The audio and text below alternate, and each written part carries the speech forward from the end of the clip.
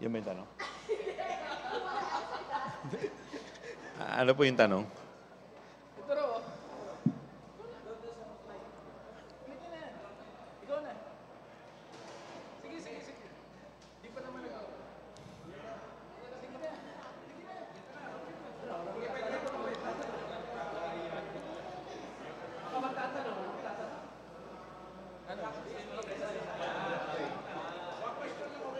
Sir, hi, Chair. Nagpa-press con po kanina, no? I hope you're well aware of yun nga press con ni VP Sara earlier. After po lumabas nitong ating former DepEd USEC na si Gloria Mercado, revealing some information about yung pagbibigay nga daw ng envelopes worth 50K, totaling to 450,000. What can you say about... For 9 months. Yes, what can you say all about this po? Yung mga sagot din ni VP Sara and the sagot po ng Mercado. Well, may allegation si VP Sara na sinasabi niya parang disgruntled employee and may allegation po siya na parang nagsusolicit daw something like 16 million. But it was answered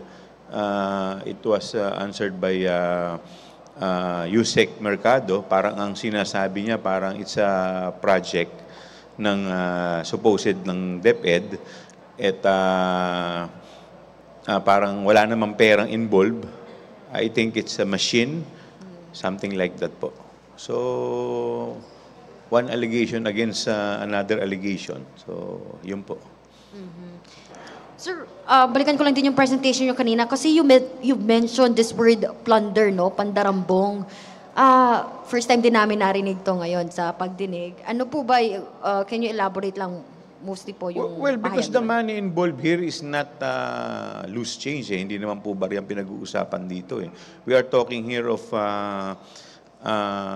hundreds and hundreds of million peso na hindi po maipaliwanag kung paano po talaga nagamit. At kung makikita po natin dun sa mga line of questioning at sa mga answer, parang hindi po nagtutugma yung mga lumalabas, yung mga parang halimbawa po, yung mga medicine and food at saka yung mga purchase of supplies, parang lumalabas, parang parang buo. Bumili sila ng purchase of supplies worth, I think, 40 million. Meron pong 40 million, meron pong 35 million. Pero ang pinagtataka po namin, bakit wala man lamang butal. Parang sakto po lahat yung mga numero. At kagaya po nung tinanong namin sa COA, parang lumalabas, sinasabi nga po nila, kaya nga ito daw po na red flag dahil parang hindi nagtutugma sa mga ebidensya na pine-present. Or yung iba, wala talagang ebidensya. So, kaya nga po nagkaroon ng notice of disallowance. Sir, gaano ka-importante ngayon yung pag-attend ni Vice President? Kung gaano kahalaga na pumunta sana si VP Sara Duterte sa hearings, ngayong may allegation na ganito si former Yusek Mercado? Well, tingin ko napakalaga dahil siyempre kung yun ay nasagot niya agad, under oath, at least medyo magkakaroon ng timbang. Kasi po yung sa press con, wala naman po, it's not under oath . So, you can say anything you want. Unlike dito po, yung nag-aakusa po sa kanya at sinagot din po yung kanyang accusation, under oath. At nagsumiti pa po ito ng affidavit na notarized.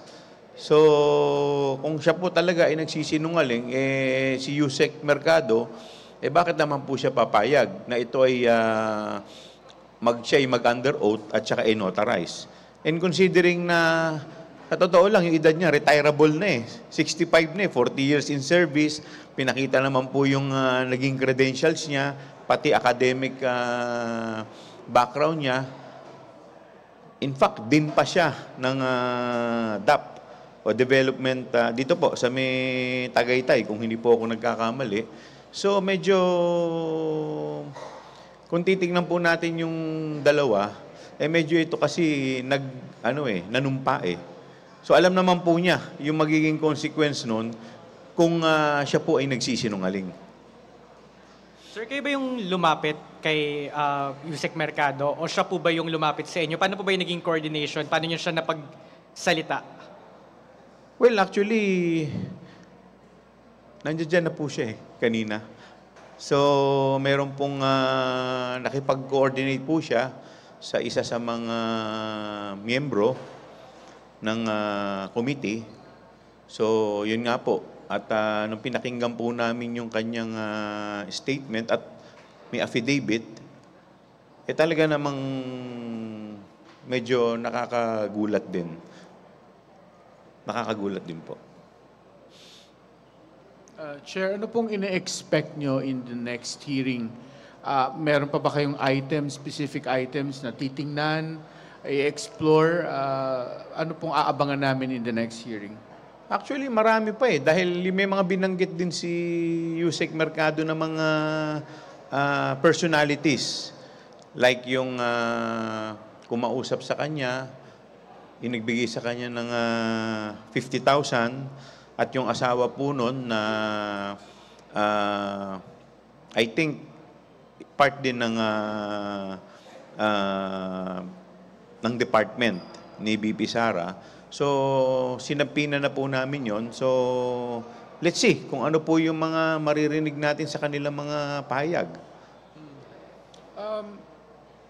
Saan po ito hahantong? Is this going to lead to prosecution, impeachment? Because, syempre, ang sinasabi ng iba, case build-up. That's what the committee or the House is doing. Pero sa inyo, ganang chairman, ito'y saan matatapos lang? Well, sa ngayon po, kasi ginagawa natin to in aid of legislation pa Diba? So, may mga nakikita na kami mga loopholes. Kagaya nga po ng binabanggit namin, lumalabas naman talaga na may mga departamento talaga na hindi talaga po pwedeng bigyan ng mga confidential fund So, sabi ko nga, nung nakausap ko kanina si Congressman Dan Fernandez, sabi ko, una sinasabi niya, dapat yung joint circular, ilimit. Pero ang sa akin pong paniniwala, dapat ang ilimit po yung ahensya o departamento na nakakatanggap po ng intelligence fund at confidential fund. Lalong-lalo na yung mga departamento at ahensya na wala namang kinalaman sa information gathering. Otherwise, magiging subject lamang ito sa abuse. Kasi kagaya po ng mga departamento, kagaya ng DepEd, Office of the Vice President, Office of the Vice Mayor, Office of the Provincial Vice Governor, yung mga yan wala naman po silang mandato to maintain peace and order. Ang talagang dapat meron yan, yung mga may mandato, halimbawa po yung mga kapulisan, Office of the President, yung mga local chief executive, yan, may mga mandato po yan, at doon po nila talaga gagamitin yung intelligence gathering. Samantalang dito po, wala. Nakikita po natin, pati yung purchase po ng mga supplies na wala naman pong connection, wala pong ebidensya na ito ay may connection sa intelligence gathering. Kasi yun po yung lumalabas sa circular. Dapat lahat ang mga paggamit dito may kinalaman sa intelligence gathering. So, legislation lang. It stops there. It Sa will not ngayon, be used for impeachment. Well, possibly. Meron pong, kasi palalim na po ng palalim yung ating investigasyon dito So, lahat naman po yan posible. Thank you, Chair. Thank you po. Maraming salamat din po.